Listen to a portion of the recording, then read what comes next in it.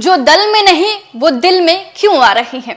ये सवाल उठ रहे हैं क्योंकि रुपौली विधानसभा उपचुनाव का जो रिजल्ट आया है उसको लेकर ये सवाल उठ रहे हैं, क्योंकि किसी भी पार्टी के प्रत्याशी नहीं बल्कि निर्दलीय प्रत्याशी जीत दर्ज कर रही हैं। बिहार की जनता अपना मूड चेंज कर रही है और नए चेहरे की तलाश में नजर आ रही है। नमस्कार, न्यूज फॉर नेशन देख रहे हैं आप और मैं हूं आपके साथ साक्षी झा। हाल ही में रुपौली उपचुनाव का रिजल्ट आया और रिजल्ट बेहद चौंकाने वाला आया, जहां जेडीयू और आरजेडी अपने अपने दावे कर रहे थे कि दोनों ही बाजी मारेंगे रुपौली विधानसभा उपचुनाव में। तो वहीं आरजेडी और जेडीयू को जहां एक तरफ हार का सामना करना पड़ा, तो वहीं दूसरी तरफ निर्दलीय प्रत्याशी शंकर सिंह ने रुपौली से बाजी मार ली। लेकिन बात यहीं खत्म नहीं होती है। अभी 4 सीटों पर उपचुनाव अभी बाकी है, जहां पर एनडीए और इंडिया का सीधा मुकाबला होने वाला है। लेकिन इस बार देखना यह है कि क्या वहां भी जो 4 सीट बाकी है वहां की जनता भी अपना मूड बदलती है, क्या वहां भी नए चेहरे की तलाश में है? आइए, क्या इनसाइड स्टोरी है, आइए हम आपको बताएंगे इस वीडियो में। क्या बिहार के लोग लालू यादव और नीतीश कुमार की राजनीति से उब चुके हैं? क्या बिहार के लोग अपने लिए नए रास्ते की तलाश में हैं? ये सवाल इसलिए महत्वपूर्ण हो गया है क्योंकि जहां मौका मिल रहा है कि वो लालू नीतीश से इतर अपने लिए भविष्य की तलाश में जुटे हैं। रुपौली उपचुनाव रिजल्ट ने राह दिखा दिया है, जहां पर आरजेडी और जेडीयू को वोट तो मिला लेकिन जीत नहीं मिली। दल बदलकर किसी भी पार्टी से जीत जाने का भ्रम भी टूट गया। आने वाले दिनों में बिहार की 4 विधानसभा सीटों पर उपचुनाव होने हैं। ऐसा इसलिए होगा कि इन सीटों के विधायक अब सांसद बन चुके हैं। बता दें कि पूर्णिया की रुपौली सीट पर उपचुनाव खत्म होने के बाद 4 और सीटों पर चुनाव कराने की तैयारियां चल रही है। चारों सीटों पर एनडीए और इंडिया गठबंधन के बीच सीधा मुकाबला होगा, मगर इस मुकाबले में कोई तीसरा बाजी मार लेगा तो फिर क्या होगा?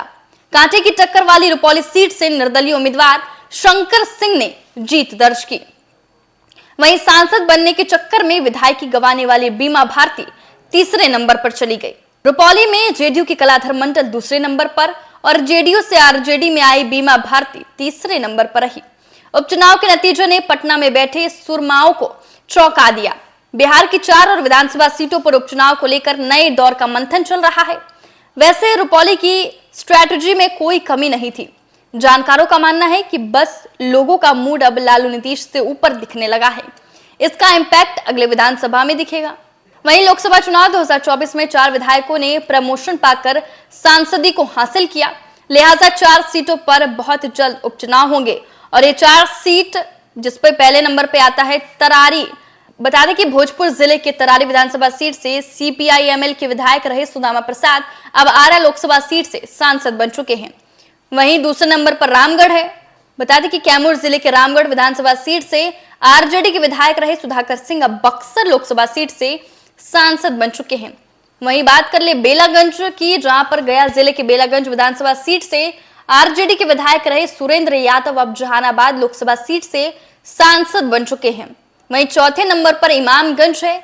बता दें कि गया जिले के इमामगंज विधानसभा सीट से हिंदुस्तानी अवाम मोर्चा यानी कि हम के विधायक रहे जीतन राम मांझी अब गया के सांसद बन गए। लोकसभा चुनाव के बाद खाली हुई तरारी, रामगढ़, बेलागंज और इमामगंज की सीट पर उपचुनाव होंगे।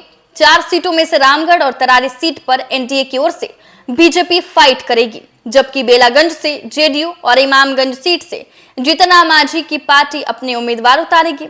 दोनों गठबंधनों के बीच सीधा मुकाबला होगा।